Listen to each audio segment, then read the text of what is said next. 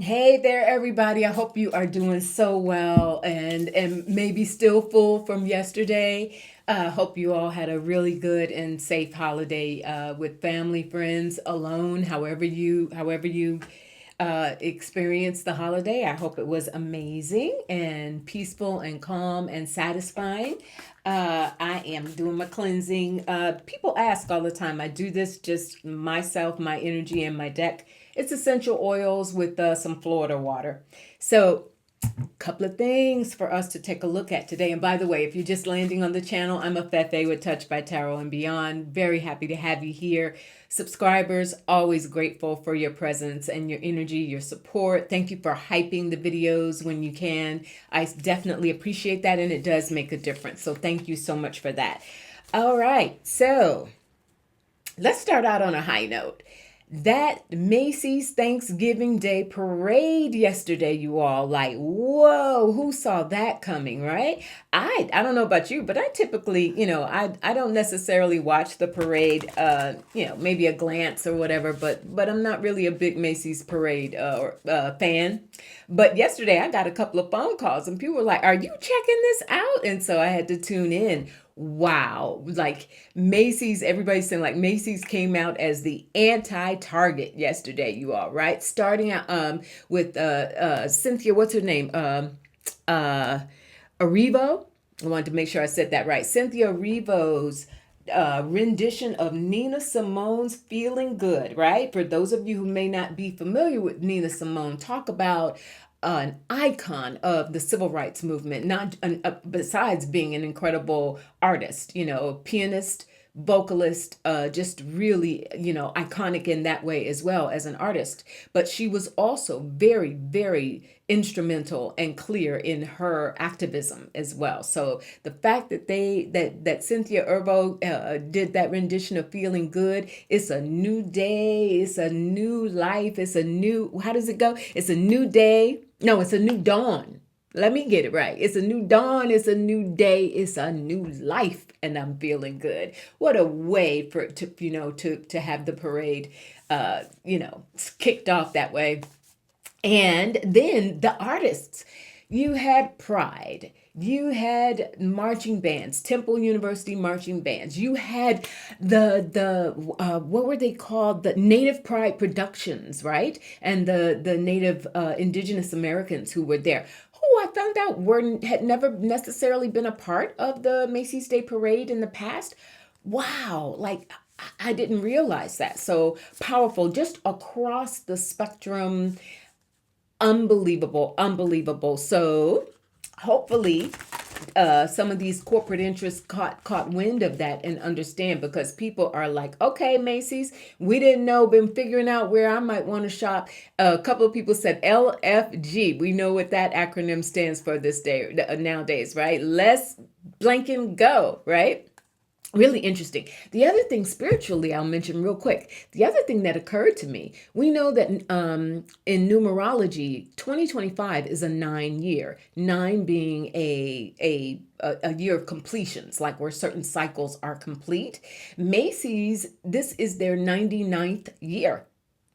I don't know. Maybe I'm just weird that way, but that's how my guides were like, remember, this is their 99th year. So this was like some sort of fulfillment or some sort of culmination in their ability to stand out. And I do need to mention their creative director, who has been all over threads and social media. A lot of people giving him props. His name is Brandon Kennedy, or Brendan Kennedy.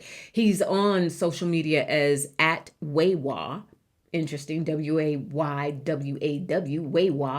No idea what that stands for, but in any event, Brendan did his doggone thing as creative director. What an incredible, incredible event. And certainly we're hoping that sent some serious messaging out to where people are willing to spend their dollars and where they are not, and where they will not. So wow, wow, wow, we really needed that. The Buena Vista Social Club, I just looked down at my notes. The Buena Vista Social Club performing in Spanish, like it just every ethnic group, every vibe, everything that needed to happen that really demonstrates the spirit of the American people. That happened at the parade yesterday. So kudos to all of them. All right, good. That was a high note, not necessarily low note, but yeah. Let's talk about what everybody is coming to realize in regards to the shooting of those two National Guards people in DC, one of which we know has passed. Um, and we're seeing, people are connecting the dots left, right, and center. The idea that this guy, this Afghan national, granted clemency, or I may not be saying it correctly, but in any event, that they tried to put it on the Biden administration for letting all of the Afghan nationals in the wake of the Afghanistan situation, and it's come out that in fact he was granted his asylum by this administration in April, I think, of this year. So they're trying to backtrack on that. Sleepy Dawn calling another female reporter stupid for raising the question, but nothing is surprising around that anymore. Here's what I want to get at, and let's get into some cards, you all. Okay, fine. Pretty clear that there's more than meets the eye here, right? But I'm going to get right to it. MBS, Saudi Arabia, was here recently. And now we're wondering, or there's being some questions raised around why would, what's his name? Lakanwal, why would this 29-year-old Afghan national, why would he drive all the way across country, from Washington State to DC with a revolver and carry out this situation, this crime? Was he told that he had to do this? We understand that he has a wife and 5 sons. He also still has family in Afghanistan. But I'm going to get right to it. Spirit, was this something that this Lockenwall, was he basically forced to do this with some outside interference? We have the moon, more than meets the eye, and the Ace of Pentacles. If you read with me, I don't, when I get my aces, it's my spirit guide saying I'm on to something. The Ace of Pentacles, you all, with the moon. He was very, very worried about something, and this does feel very much like coercion to me. And that Ace of Pentacles is saying yes. So did this come from outside of the United States? Was this international, some organization that leaned on him and said, the 7 of Wands? He got pressured, you all. He got pressured. And I know, for many of us, that's like a duh, like we knew that had to be the case. But here's the thing. Will it become public? Will it become known who exactly was in touch with him? Who put him up to this? 2 cards just came out. Hangman, they call it suspension in this deck. Hangman and the 7 of Cups. So we're going to see a whole bunch of round robin is the term that I'm getting, like a whole bunch of, it could have been them, it could have been this, it could have been that. There's going to be a delay, and like the comparisons that are being made to what happened in Butler, PA, and the scar that doesn't even exist on Sleepy Dawn's ear. Right. Woo! Increasingly it's like, do we believe what we know, or are we supposed to believe our lying eyes, right? But that and the Charlie Kirk situation, like so many of these so-called people who acted alone, but like, did they really? That's what we're seeing here. That 7 of Cups is showing that it could have been this, it could have been that, it could have been this, it could have been that, because also this administration right now, Spirit is reminding me, because of the dance that they're doing right now with many in the Middle East, such as Saudi Arabia, Qatar, thinking about Jared Kushner's inroads with all of them, right? They are going to be very hesitant about the results of an investigation, detailed investigation, and saying this is exactly how it happened. Eventually, there are going to be, whether it's through independent media investigations, but more will come out around Lochinwall's role in this and what actually prompted him to carry this out, right? So that's one thing. This was an assignment. That's the bottom line. That's what I'm getting from Spirit, you all. This was an assignment. The Five of Wands. And he was extremely conflicted about it. Because think about it. This was an ally. This was someone who worked with the CIA for upwards of 10 years. He's only 29 years old. Been here since 2021, I think it is. So he would have been around 25 years old when he got here. 10 years helping the CIA. So he was a teenager and helping U.S. Armed Forces. And suddenly does something like this, like it's simply the math is not mathing. He was extremely conflicted. Was this because he was worried for his family, Spirit? Did Lochinwall, was he worried for his family? Is this what prompted him? The King of Wands. That feels like a father, a husband, someone who felt responsible for his family, his loved ones. And the Eight of Swords, very, very worried about his family, you all. He basically was given this assignment and told no way out. No way out. This is what we are going to do. Wow. Wow, wow, wow. And that's why he's not cooperating. And the Knight of Swords. So this also does feel like communications that they're going to find on his phone or computers or however he was communicating. And I'm also being reminded, Spirit is saying, be aware, they're going to flip it that he had somehow, some way turned into an extremist and was, anti-American, blah, blah, blah. But that doesn't stand up to what we're getting in the cards today. This really does feel like he did this because he was basically given an assignment. All right. So the greater part of this, or additional part of it, I should say, because lives have been lost, or a life has been lost and another one still tentative, is then we hear right on the heels of that, okay, then we're going to put 500 more National Guards on the ground. This is about a DC takeover, you all. And I know you all like, duh, Fefe, tell us something we don't know, right? But really, really like nailing in on that. This is about taking advantage of an area that, because DC is not a state, Muriel Bowser has already said she's not running again. I mean, who's going to stand up to any of that? DC is in itself is in a really precarious situation to counter any of this. So, a couple of things.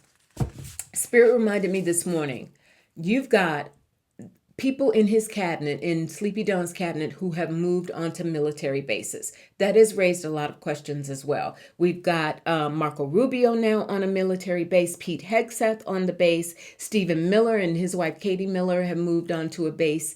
I think they got chased out of Arlington essentially by people who were like, this is not working for us. And Cristy Noem, all of whom have taken their now on what's being called General's Row. So there's this on the basis, protected, removed. Many of you have also mentioned about this ballroom. And is there some sort of bunker attachment part of this so that Sleepy Don would have a mechanism or a place, 90,000 square feet compared to the White House at 55,000 square feet. Why on earth? What kind of balls are you throwing, and how frequently to justify a 90,000 square foot facility, right? Is this a DC takeover? Is this something in place where they recognize at some point they could be snatched up out of there, and they're trying to, manipulate the military? We know that's a big deal. Manipulate the military so that the military will protect them. That's what I'm getting. Let's see. Spirit, is this a concerted effort to make moves within the DC area to be able to lock down and protect the members of the cabinet, Sleepy Don himself, and the members of his cabinet, when the nation, when Congress, when the courts finally have had enough. Whether it's the 25th Amendment, something else where he's snatched up out of there, is some of this being done to coerce the military to protect them when the bottom falls out and they are made to leave, or they are told you're out of here? We have the Nine of Wands, and the Empress, and the Devil. Can't ignore that. All right, binding the military to them to protect them in the event of the eventual, again, whether it's a 25th Amendment, whatever has to happen to take this administration and handle this administration, right? For entertainment purposes only. I gotta say it. One day I'm gonna get me a bigger sign, right? Sometimes I feel like I need to get on here and have it plastered across my forehead. But yes, that's the devil energy. This binding and this subterfuge around taking over this town and doing it with military intervention so that these players are essentially protected. The Empress, this is utilization of the resources, but I also get that this is the continued call to call them out and the birthing of a movement to handle this regime. Nine of Wands, we've had enough, and an ever increasing mounting pressure to do something about this. And this is also tied to what we just looked at around this latest episode with some absolutely, like, how do you even explain why someone who has been given asylum, living their lives, no criminal record, no indications of extremism, suddenly jumps up one day and decides to execute this kind of order? Yeah, Spirit. Are they planning to try and lock themselves down? The Seven of Wands, the idea that they need to be protected. These people are running in fear. Deep down inside, they're running in fear, and they know that, like, there's a handful of them and an entire nation that's starting to wake up and been woke, right? To use the woke word, been woke. But you get my drift. The Knight of Pentacles, trying to be very, very slow and deliberate about it, trying to put things in place so that, remember, Steve Bannon has also been hooping and hollering now for a while about he's been like, watch and see, Sleepy Don's going to be in there for another term, right? Even though everybody else is saying, nah, that can't happen. There's, and Sleepy Don being really cagey as usual about it. There's something underfoot there. That Knight of Pentacles is like step by step, something being put in place to try and lock down that DC area so that they will be protected, and somehow refusing the lovers. A deal struck, or cooperation among them, among these cabinet members and Sleepy Don, to say, we see that we're all in this together, and we're all we got. And right now, for the time being, we do hold these positions of power. So therefore, what do we do to protect ourselves if the roof caves in? And there's the Five of Cups. It ain't gonna work. It ain't gonna work. They're going to be sorely disappointed, because that's where the Mark Kelly and the Alyssa Slockins and those other people who came out and let those messages, and the Hierophant, government itself, the structures itself, Congress itself, the will of the people. They can run, but they can't hide, you all. But that is the vibe that I'm getting from the spirit guides. There's a larger plan here to solidify protection within DC. This is not about, we know it's never been about stopping crime in DC. This is about consolidating power in the one area that does not have a governor, does not have other operatives who can directly mitigate or stop what's being done. You get it? All right. So be on the lookout for that. That's going to be, there's a potential standoff that I'm getting. Like, even if they try to come for him, he's or come for all of them and try to, what, they're going to go on these military bases, then what does the military do? For entertainment purposes only, right? All right, that's where I think we're headed with that. Last thing I wanted to take a look at today, you all, is Mike and Kelly Johnson interviewed by, of all people, Stephen Miller's wife, Katie Miller. Was supposed to be a puff piece, we're understanding this interview.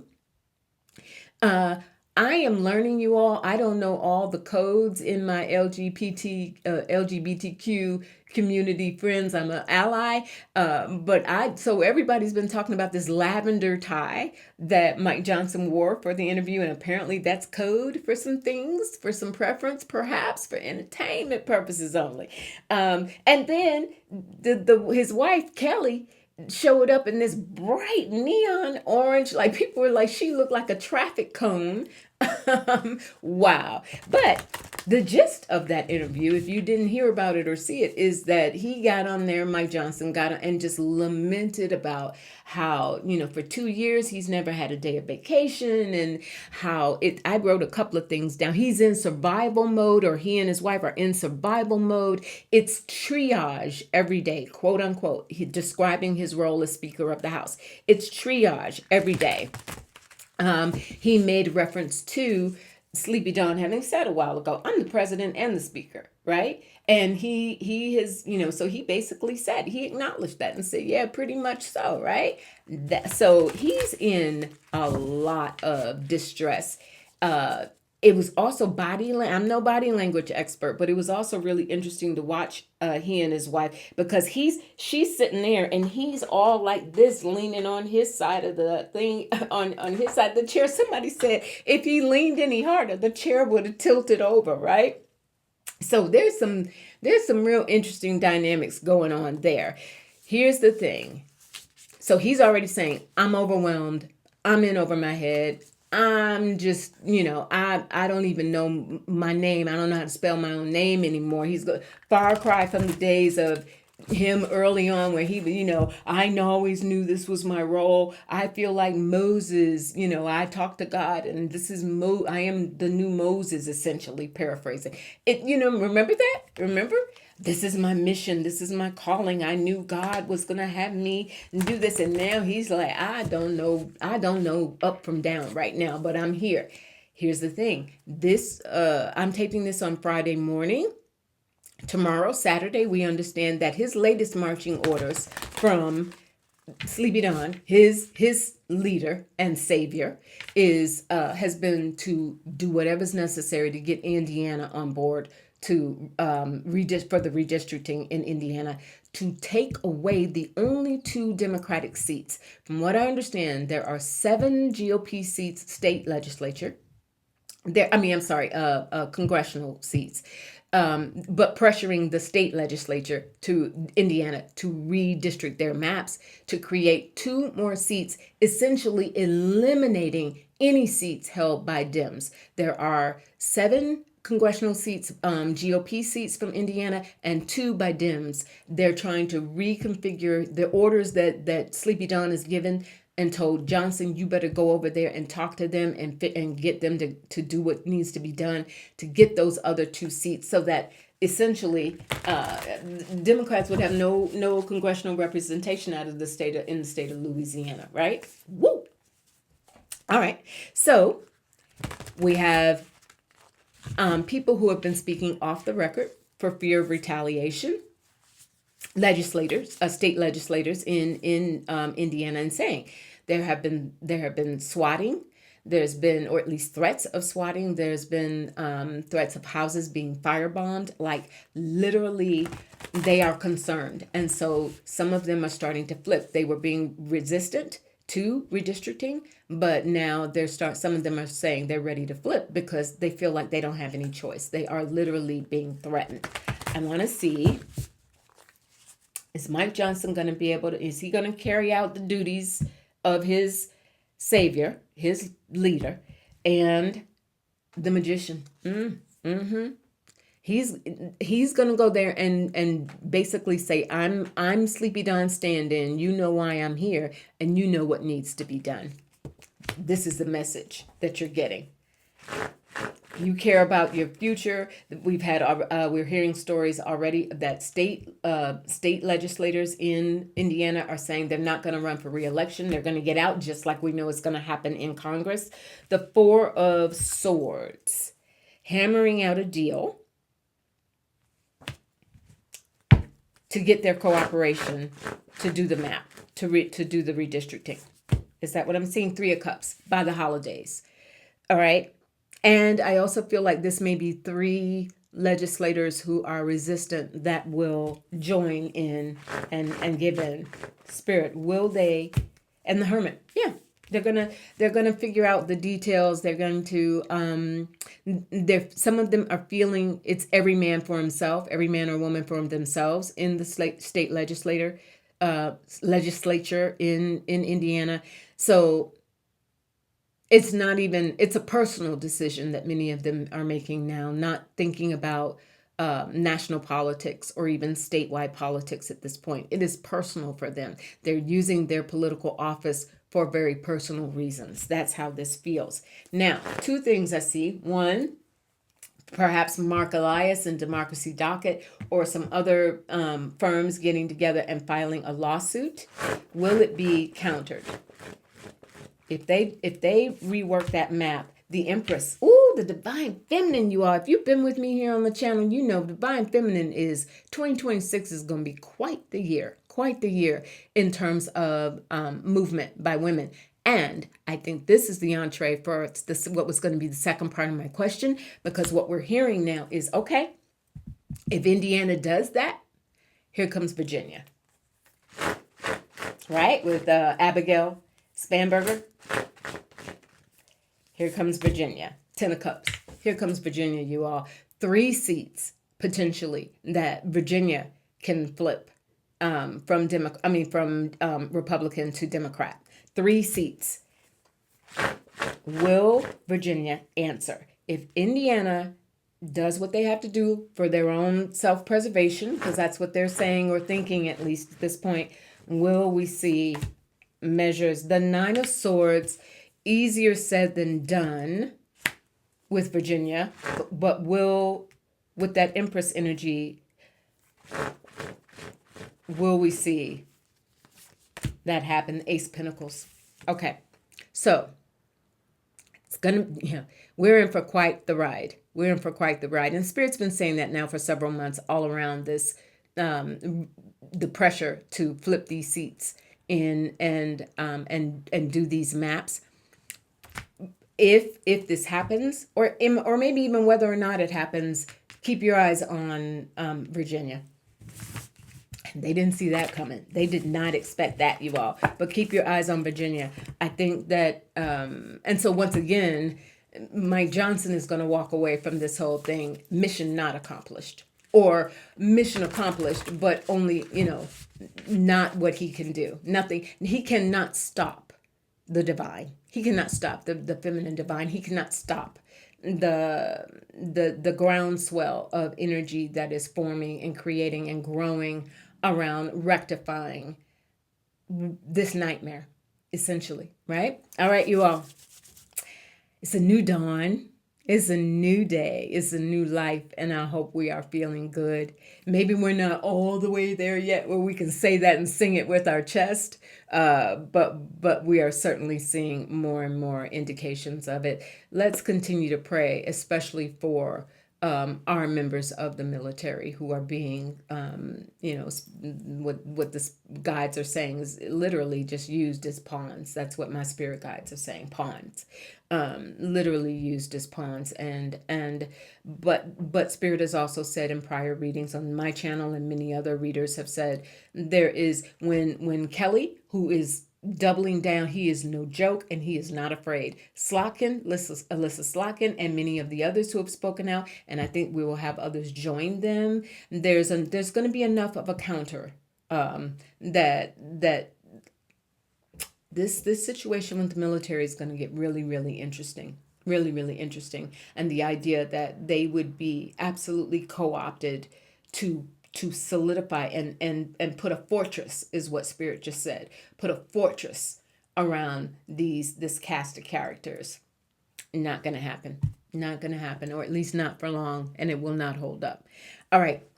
Take really good care of yourselves. I'll probably see you back here on Sunday. Chin up, shoulders back, and feel good anyway, right? Feel good anyway. Come from your hearts. Love up on one another. Love yourselves. All right. And I'll talk to you in a couple of days. I appreciate you.